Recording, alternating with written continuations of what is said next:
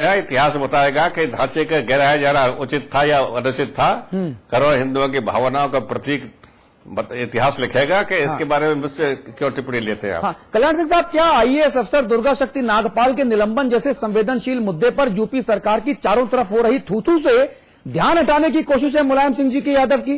क्या इसी कोशिश में वो इतना बड़ा बयान दे रहे हैं ताकि यूपी सरकार की नाकामियों से लोगों का ध्यान हट जाए और बहस बाबरी मस्जिद जैसे विवादित मुद्दे की तरफ मुड़ जाए?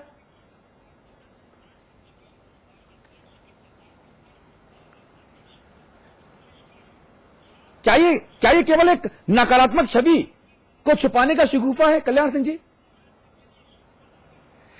निश्चित तौर पर उनकी जो छवि खराब हो रही है, हाँ, और ऐसा लगता है कि जैसे उत्तर प्रदेश में शासन नाम की कोई चीज नहीं है, माफिया का राज हो गया है, जघन्य अपराधों का गिराव बढ़ रहा है, कोई सुरक्षित अपने को महसूस नहीं कर रहा है। हाँ। इन सब चीजों से ध्यान बटाने के लिए उन्होंने ये नया शिव को छेड़ा है। हाँ। और इसके पीछे उनकी सोची समझी कोई साजिश है और इससे उनकी इमेज और खराब होगी, अच्छी नहीं हो सकती है। हाँ। शिगू भाई है उनका ये। अच्छा, क्या मुलायम सिंह जी का यह बयान बेनी प्रसाद वर्मा के उस बयान का जवाब माना जाए जिसमें बेनी ने कहा था कि बाबरी मस्जिद गिराने में मुलायम सिंह सहभागी थे, गोधरा में मुसलमानों को मोहरा बनाकर मुलायम सिंह ने मोदी को जितवाया और बाबरी मस्जिद गिराने के सबसे बड़े आरोपी कल्याण सिंह से हाथ मिला लिया? मुलायम सिंह तो आतंकवादियों के सबसे बड़े संरक्षक हैं। क्या मुलायम सिंह जी ने यह मास्टर स्ट्रोक खेला है? आप पर भी निशाना, बेनी पर भी निशाना, कांग्रेस भी दबाव में?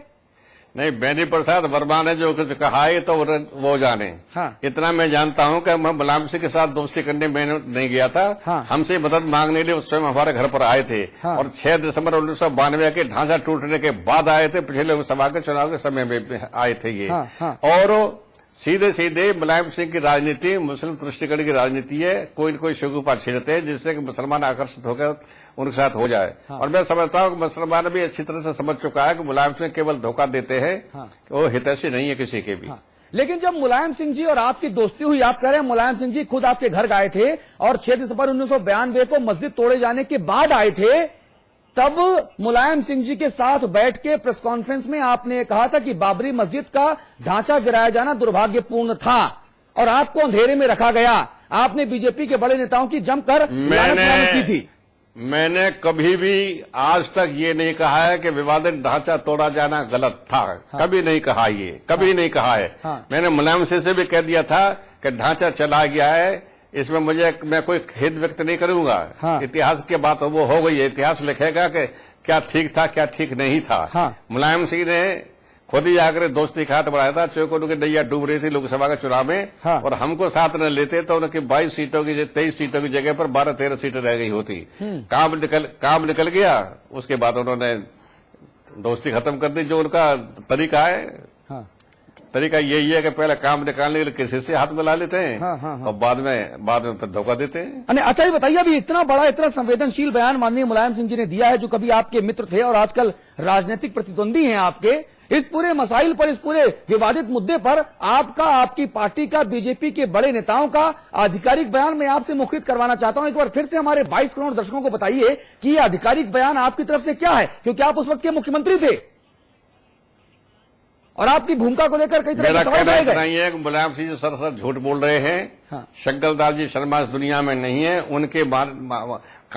इनके कहने से उनके मुंह से ये कहलवा दिया कि साहब उन्हें पता था ये। हाँ। और जिस पत्र की बात करते हैं तो हाँ। पत्र तो सरकारी रिकॉर्ड का विषय हो गया, सरकारी रिकॉर्ड से पता लग जाएगा कि ये पत्र लिखा भी था कि नहीं लिखा था। हाँ। और मुझे लगता है कि इन्होंने कोई पत्र नहीं लिखा होगा।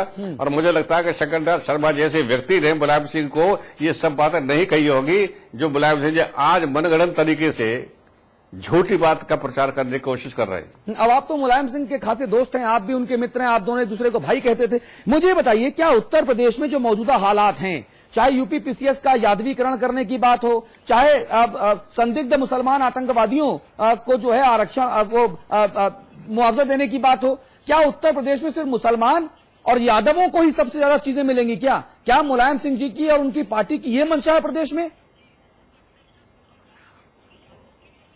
ये तुष्टीकरण नहीं तो और क्या है? कल्याण सिंह जी, समझना पड़ेगा इस चीज को। देखिए, मुलायम सिंह जी मुस्लिम तुष्टीकरण की नीति पर चलते रहे हैं, आज भी उसी नीति पर वो चल रहे हैं। हाँ, हाँ। आज उत्तर प्रदेश में कानून का राज समाप्त हो गया है, जंगल राज कायम हो गया है, माफिया राज कायम हो गया है।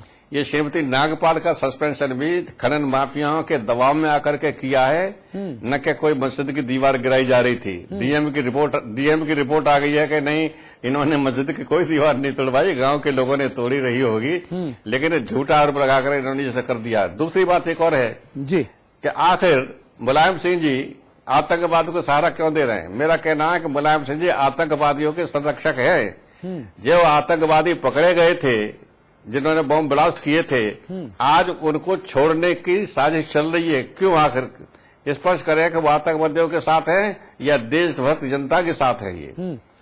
और जो यादव भी अब उनसे कुछ बहुत खुश नहीं है। अब जो कुछ हो रहा है, अब जैसे मुसलमान आरक्षण की बात चली है नौकरियों में, हम उसके खिलाफ हैं। इसलिए 3 कारण हैं कि जो मंडल कमीशन में मुसलमानों की पिछड़ी जातियां पहले से ही आरक्षण मिल रहा है, नंबर 1। नंबर 2, संविधान में मजहब के आधार पर आरक्षण देने का कोई प्रावधान नहीं है। ठीक है। और नंबर 3, ये आरक्षण मुसलमानों को ओबीसी के पिछड़ी जातियों के 27% आरक्षण में से काट कर दिया जाएगा। तो अब जो ओबीसी में तो यादव भी आते हैं, तो ओबीसी के लोगों से मैं पूछ रहा हूं कि तुम्हारे बेटों की नौकरी काट करके मुलायम सिंह जी अपने वोट बैंक की खातिर गैर कानूनी, गैर संविधान का काम कर रहे हैं आरक्षण दे करके, तो तुम क्या सोचते हो? तो आज पिछड़े वर्ग में भी इनकी शाख गिर चुकी है और मुसलमान भी इनकी धोखाधड़ी की राजनीति को समझ चुका है। जी, कल्याण सिंह जी, बहुत बहुत धन्यवाद आपका इस चर्चा में हिस्सा लेने के लिए। मैं चाहूंगा कि इस आखिरी पड़ाव में, इस आखिरी सवाल का जवाब मैं चाहूंगा कि आप जरूर दें। आप हमारे 20-22 करोड़ जो दर्शक हैं, अगर उनसे कोई अपील करना चाहें अपने इस इंटरव्यू, हमारा कहना यह है कि इस देश को बचाना है, भारत को भ्रष्टाचार मुक्त बनाना है। हाँ। और जैसे नरेंद्र मोदी ने नारा दिया है कि कांग्रेस मुक्त भारत बनाना है, उत्तर प्रदेश की जनता से कहना है कि सपा मुक्त प्रदेश बनाना है, बसपा मुक्त प्रदेश बनाना है, माफिया मुक्त प्रदेश बनाना है, अराजकता मुक्त प्रदेश बनाना है, कानून का शासन लागू करना है। तो सबसे मेरी अपील है कि राष्ट्रवादी दल भारतीय जनता पार्टी को अपना समर्थन देकर के देश को बचाएं और प्रदेश को भी बचाएं। चलिए, बहुत बहुत धन्यवाद माननीय कल्याण सिंह साहब।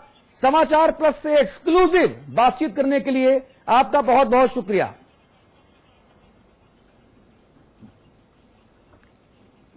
बहुत बहुत बहुत धन्यवाद, बहुत बहुत धन्यवाद जी। तो आमिर हैदर साहब, ये पूरी बातचीत जो है कल्याण सिंह साहब से मैंने की आज।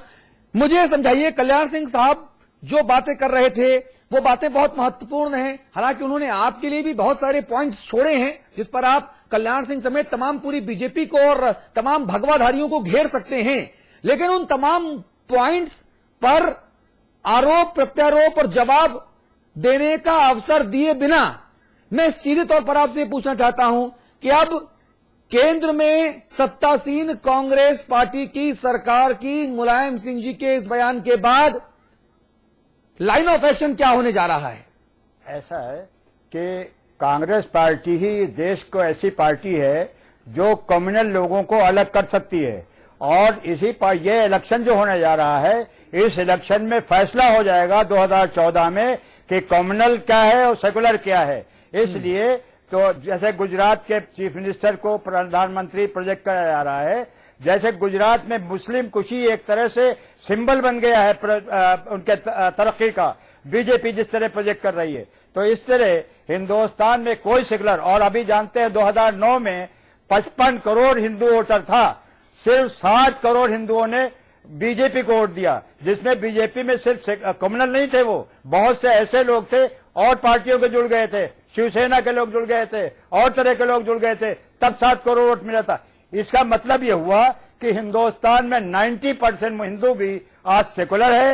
वो देश में अमन चाहता है, शांति चाहता है, और अमन और शांति के लिए हिंदुस्तान में कोई पार्टी, कोई जात बिरादरी, किसी समुदाय को लेकर चलने की बात कांग्रेस नहीं करती। हाँ। कांग्रेस ही एक पार्टी ऐसी है जो हिंदुस्तान के जनतंत्र को बचा सकती है। हाँ। देश को बचा सकती है। और इस इलेक्शन के बाद आप देख लीजिएगा बीजेपी। हैदर साहब, मुझे पता है कि आपके जो शब्द हैं वो लोगों के लिए, कांग्रेस पार्टी के लिए वोट अपील जैसे ही हैं। मैं सिर्फ आपसे एक चीज पूछना चाहता हूं कि क्या इस देश में धर्मनिरपेक्षता की कोई परिभाषा तय होगी या नहीं, जो इस देश में बहुसंख्यक हिंदू हित की बात करे वो सांप्रदायिकवादी, वो कट्टर, वो चरमपंथी, वो संघी।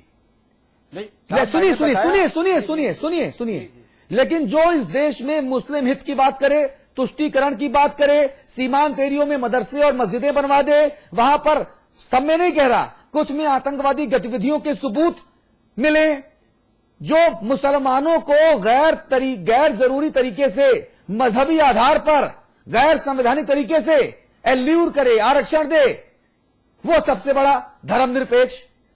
तो मुझे ये सांप्रदायिक जो ये सीडो सेकुलर हैं, मुझे इन पर भी तरस आता है और गुस्सा आता है। अग्रवाल साहब, हम धर्म के आधार पे कोई राजनीति करने की बात गलत करते हैं। हाँ। कांग्रेस धर्म की राजनीति नहीं करती है।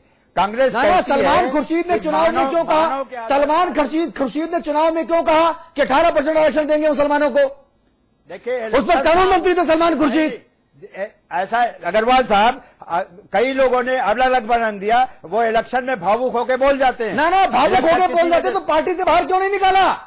उन्होंने माफी क्यों नहीं मांगी? अपने शब्दों का खंडन क्यों नहीं किया? ऐसा गलती हो जाती है, रोके जाते हैं लोग। बहुत से ऐसे होते हैं जो अपने मुसलमानों के हित की जो बात करे वो धर्मनिरपेक्ष, जो हिंदुओं की हित की बात करे वो घोर सांप्रदायिक। ये कैसी परिभाषा धर्मनिरपेक्षता की? ये कांग्रेस नहीं कहती है धर्मनिरपेक्ष। अरे सलमान खुर्शीद कौन है? राजनीति करे। सलमान खुर्शीद कांग्रेस के है कि नहीं है? हाँ है। देश के कानून मंत्री होकर मुसलमानों को 18% आरक्षण देने की बात करते थे। वो जो उन्होंने ऐलान कर दिया अपना, उनका ऐलान था। अच्छा, ये कांग्रेस पार्टी का नहीं था। ये गजब बात हो गई, ये गजब बात हो गई। आपकी गाय हमारी गाय ढोर, ये गजब बात हो गई। जी, लेकिन कांग्रेस धर्म के ऊपर राजनीति कर रही, मानवता योगी आदित्यनाथ जुड़ गए हमारे साथ। आप लोकसभा के गोरखपुर से बीजेपी के सांसद हैं और घोर हिंदूवादी हैं, हिंदू राष्ट्रवादी अपने आप को कहलाना पसंद करते हैं। योगी आदित्यनाथ साहब, स्वागत है आपका समाचार प्लस पर। धन्यवाद जी। ये जो माननीय मुलायम सिंह जी का 20 वर्ष बाद दिव्य ज्ञान प्राप्ति के बाद का जो बयान आया, आजम खान साहब का बयान आया और उन दोनों नेताओं के बारे में आया जो अब दिवंगत हो चुके हैं, स्वर्गीय हैं, इस बयान के पीछे क्या मुस्लिम तुष्टीकरण की एकमात्र मंशा नहीं है? क्या कांग्रेस पार्टी के ऊपर दबाव बनाने की मंशा नहीं है? क्या उत्तर प्रदेश सरकार की तमाम नाकामियों, इंक्लूडिंग दुर्गा शक्ति नागपाल एपिसोड, क्या प्रदेश सरकार की नाकामियों से ध्यान बटाने की कोशिश नहीं है? देखिए, यह बयान 20 वर्ष के बाद आना, 21 वर्ष के बाद आना, इस बात को साबित करता है कि अपनी नाकामयाबियों को छुपाने के लिए, अपने निकम्मेपन पर पर्दा डालने के लिए मुलायम सिंह यादव आज इस प्रकार का वक्तव्य दे रहे हैं। हाँ। और फिर वह उस व्यक्ति के बारे में जो इस देश का एक, यानी जो देश के महामहिम राष्ट्रपति रहे हों, उनके बारे में आज मौजूद नहीं है, जो यानी दिवंगत हो चुके हों, उनके बारे में उनकी टिप्पणी अत्यंत ही दुर्भाग्यपूर्ण है, शोभजनक है और देश की राजनीति की गिरावट को प्रदर्शित करता है कि कितनी घटित स्तर की राजनीति हो रही है। क्या मुलायम सिंह यादव या आजम खां, मुझे लगता है कि या तो ये मुझे लगता है कि राजनीति में या तो एक कोई ब्रह्म ज्ञाता हैं कि जिनको जो है कहीं भी लोक परलोक में गए हुए सभी लोगों के साथ अपने संबंध करके और उनके साथ क्या बातचीत हुई है उनको सभी तथ्य इकट्ठे करते हैं। अब राजनीति के सबसे बड़े पाखंडी हैं ये लोग। और मेरा ये मानना है कि राजनीतिक पाखंडियों से जब तक देश बचेगा, देश सावधान नहीं होगा, तब तक देश को मुझे लगता है भगवान ही बचा पाएगा। योगी आदित्यनाथ साहब, क्या धर्मनिरपेक्षता की परिभाषा तय होने का आज वक्त नहीं है, आज जरूरत नहीं है?